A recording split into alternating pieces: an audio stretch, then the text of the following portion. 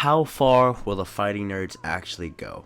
What's up, boys? We're back. Today we're going to be talking about the UFC Fighting Nerds, a team that took the UFC by storm in 2024 and are already off to a good year in 2025. We're trying to hit 700 subscribers by the end of the year, so if you could like and subscribe, that would mean a lot. But let's talk about it. How good are actually these guys? I'm going to rank them in order from worst to best, and it sucks calling some of these guys the worst because these guys are all insane, except Britain Brazil. Brazil, we're not going to include her today because she's pretty bad, man. She's pretty bad. She just lost to Wayne Kong. But in coming in at number 4th, I'm actually going to go ahead and put Mauricio Ruffy. I think this was the easiest for me, you know. He just hasn't shown that much in the UFC. I think he's only had like 3 fights. So it's understandable why he's like not as known as some of these other guys. I mean, you look at everyone else in the fighting nerd. No, people tend to forget about this man. Yeah, he's had 2 fights in the UFC, not counting the one on the Contender Series he had in 2023. This guy, he's compared to Conor McGregor, and his fighting style. And he kind of inspired me to make this video when he was announced to fight King Green this weekend. My prediction video for UFC 313 will come out tomorrow, by the way. But King Green versus Mauricio Ruffy. This is actually going to be a good fight, and I'm excited to see this fight. I'm not going to predict it right now because I don't want to predict it, but let's just say that I'm not very confident in Ruffy, man. I'm not very confident in the guy. I'm going to be honest with you. I mean, his last fight against Lon Top, it was pretty mediocre, I'm going to be honest with you. Lon Top was just a fat Peru guy, so you can understand that performance. But King Green, people forget, dude. People forget. I'm not gonna talk about it that much. I just don't know. All right, you look at the lightweight rankings. I don't know how I see this guy doing against some of these top lightweights. I mean, obviously it's kind of hard to compare him to Islam Makhachev, Arman Tsarukyan, and Charles Oliveira just yet. But even later down in the rankings, Grant Dawson, that's not an easy matchup for him. Jalen Turner is also fighting this weekend, and Jalen Turner, although he's coming off a couple of losses, or that loss to Moicano at 300, he's pretty good, man. And he's fighting Bahamondes this weekend, so we'll see where he goes from there. Even Rafael Fiziev, Moicano, BSD even, these are all really tough matchups for him. I can see him beating a BSD, maybe even a Jalen Turner, but the lightweight division is the most stacked division in the UFC, in my opinion. And it's not going to be an easy division for him to get past, dude. His fighting style is very fun. Like I said earlier, he reminds me of Conor McGregor early days. And that's why I have to put him 4th, because he's very untested in the UFC. 2 fights, like I said. And he's probably due for a fight soon. He just fought at the John Jones card we had a couple months ago. But now let's talk about the third best fighting nerd. This might shock some people. It's going to be Caio Borralho, the original fighting nerd. I think he joined the UFC in 2021, 2022, I think was when he was on Dana White's Contender Series. And, it's been a little bit since this guy fought. Fighting nerds are known for being active, and this guy hasn't fought since August 24th, actually, against Cannonier, which he looked good in. I'm not going to deny that.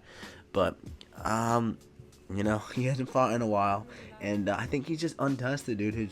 His best win is Cannonier, and don't get me wrong, Cannonier's a great win. He definitely proved Cannonier win aged well, especially after Cannonier just went out there and beat Gregory Rodriguez.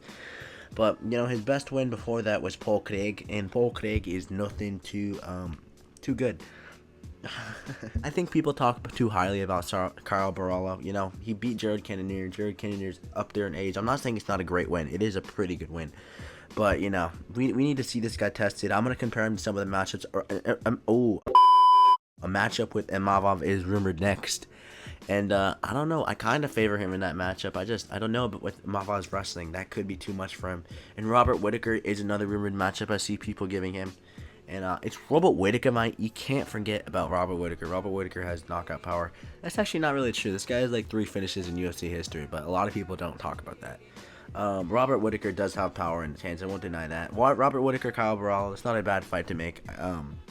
And I'd be interested. I could see Robert Whittaker just getting a fraud check and just absolutely like humiliating Caio Borralho. I don't know. This guy, he's shown me a lot and he's shown me good stuff. But compared to these next 2 guys, I mean, I have to have him this low. Coming in at number 3 though, for the second best fighting nerd.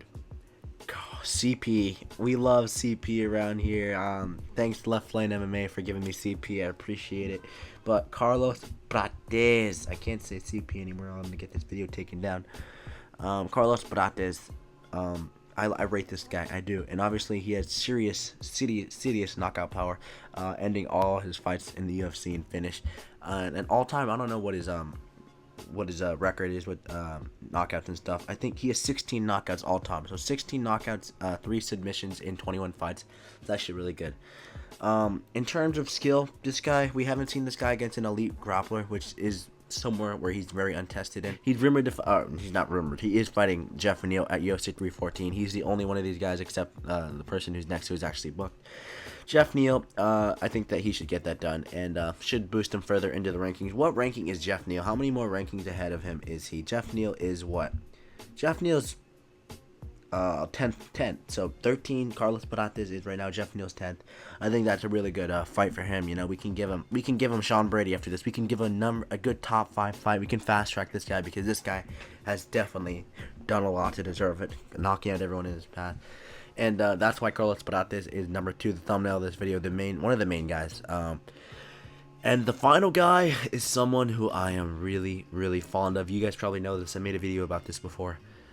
Gene the Dream Silva. That's my boy, dude. That's my boy. Obviously, just got booked to fight against Bryce Mitchell, brother. Just got booked to fight against Bryce Mitchell.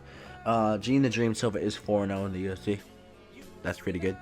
None of these guys have even lost in the UFC, but that's besides the point. Gene Silva, I am so high on this guy. You know, I do think this guy is a future champion in that featherweight division. You look at the featherweight division, Volksold, and that's about it, actually. Masvidal, Evelev, Diego Lopez should be top contenders, and I think the third top contender we're going to be talking about in a couple years is going to be Gene the Dream Silva.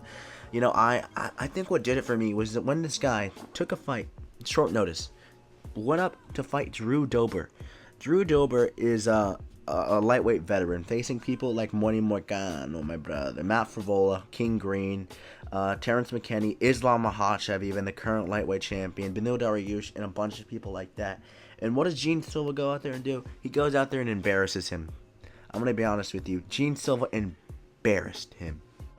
I don't know what it is with the fighting nerds, but these guys all have serious knockout power for some reason. Gene Silva is rumored, or not rumored, I keep saying rumored. Gene Silva is fighting Bryce Mitchell at UFC 314, and that is a very winnable matchup for him. And if he does get in the rankings, if he does beat Bryce Mitchell, well, boys, I think we have a future champion on our hands 100%. Gene the Dream Silva, ladies and gentlemen, my prospect in the UFC, along with Anthony Hernandez. We got to change the banner, dude, because I am so fond on Gene Silva. His striking is so quick, so precise. Someone in my last video commented that he was a brawler, a typical brawler. Yeah, Gene Silva has shown me nothing to prove that this guy's a brawler. This guy has good leg kicks, good head kicks, good punches. That sounds just like glazing, but he has quick punches, quick 1-2 down the middle.